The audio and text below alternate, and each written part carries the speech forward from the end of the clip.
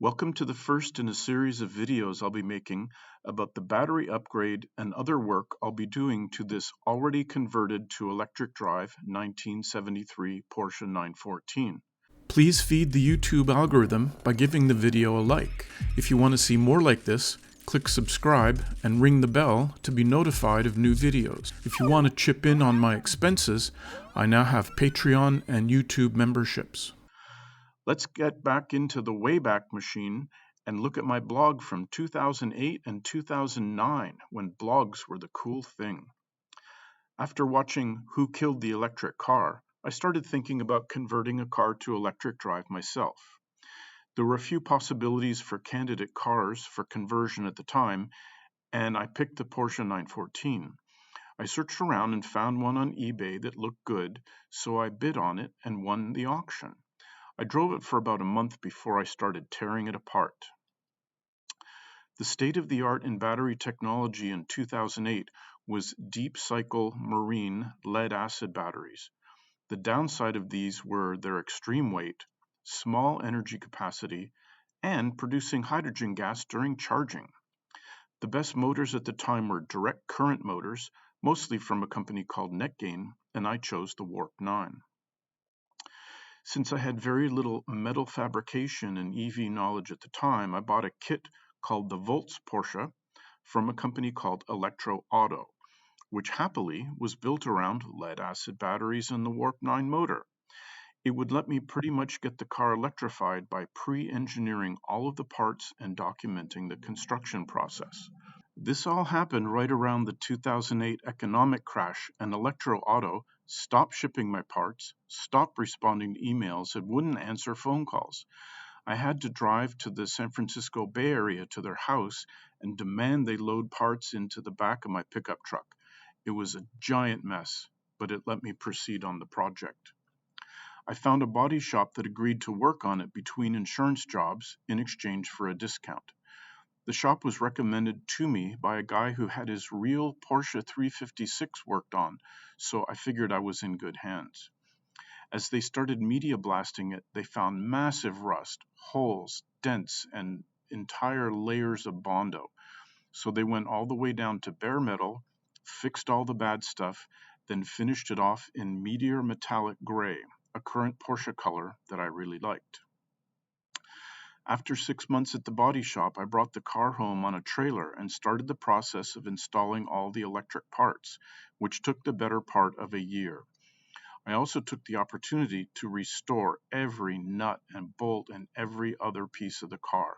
I wanted to show people that a home-built EV can be clean and beautiful and not just a practical junker, so I really put a lot of effort into it.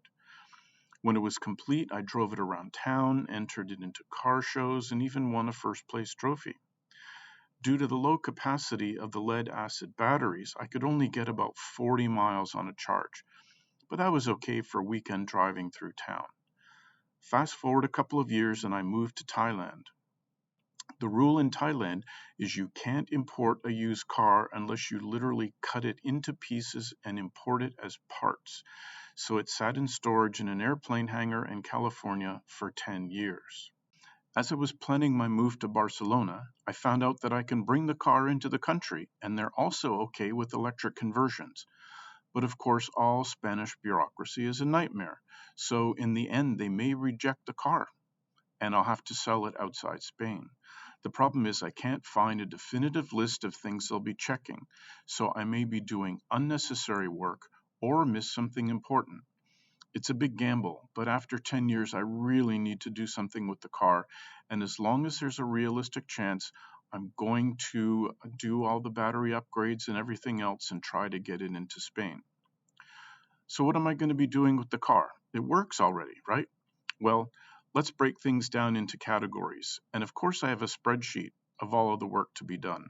What am I leaving alone? The Warp 9 DC motor is bolted directly to the original transmission, so you can still drive the car with the clutch and first gear to fifth gear plus reverse. It makes it far more like a traditional car for anyone who wants to drive it. The cool thing is that the motor has so much instantaneous torque that I normally use third gear when starting off, as first and second gear really aren't needed anymore. Third and fourth gear are good through town, and fifth gear on the highway takes me to 70 miles an hour.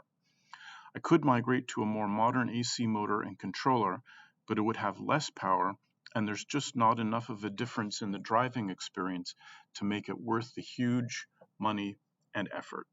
The car is so light you could probably run it on a hamster.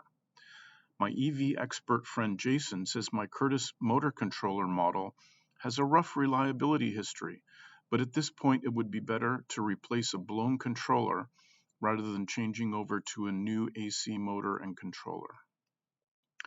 The brakes were already upgraded to BMW 3 Series front rotors when I bought the car, so nothing needs to be done there.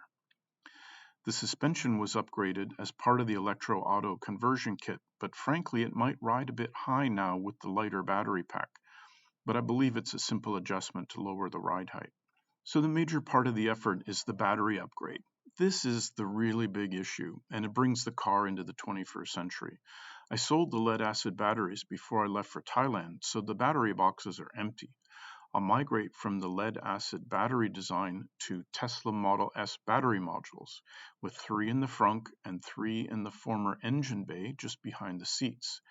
This gives the best front to back weight balance and lets me use the existing battery boxes with some adjustments to the shape of the front box. Moving to the Tesla modules brings along a requirement for a liquid cooling system and an active battery management system. I'll use EVTV's custom Tesla battery management controller, and since I'm targeting the same pack voltage, this requires no modification of the DC controller or motor, and I'm hoping for 160 miles on a charge, so we'll see how that works out. The next section is the big mystery of what Spain is looking for in an electric conversion. EV rules have evolved since 2008, so I want to make sure I'm compliant with what I think are the latest requirements. I plan on doing the following, plus perhaps more, as I find out more details. Orange high voltage DC cabling. Route the high voltage cables under the car and out of the passenger compartment. Replace the circuit breaker with a high voltage DC fuse and disconnect switch. Install an electric heating element. Stamp the vehicle identification number onto the floor pan in front of the passenger seat. Overlay the speedometer with a metric scale. Make sure the reverse white light is on the left side of the license plate. Get it registered in Missouri as an electric vehicle, as Spain will not accept a car that doesn't match its paperwork, and then register it for use in the low emission zone where I live in Barcelona. Moving the car to a 240 volt power country has some implications on the charging of the car. So I have to remove the existing 120 volt charger and auto transformer and install a 230 volt charger and a Euro standard Type 2 charging socket.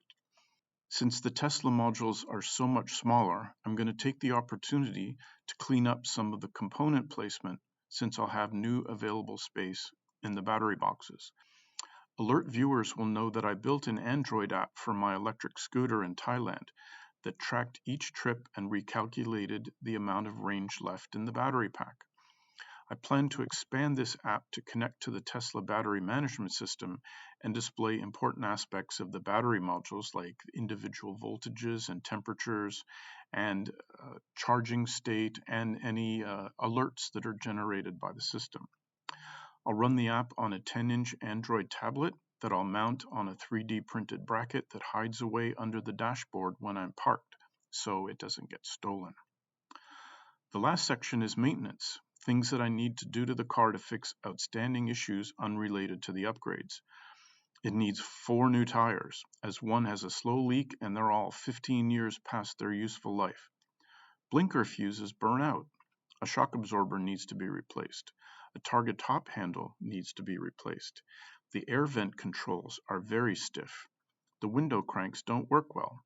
I'll convert the 2 rearmost battery boxes in the trunk into padded storage compartments and confirm that the odometer spins properly. So there you have it.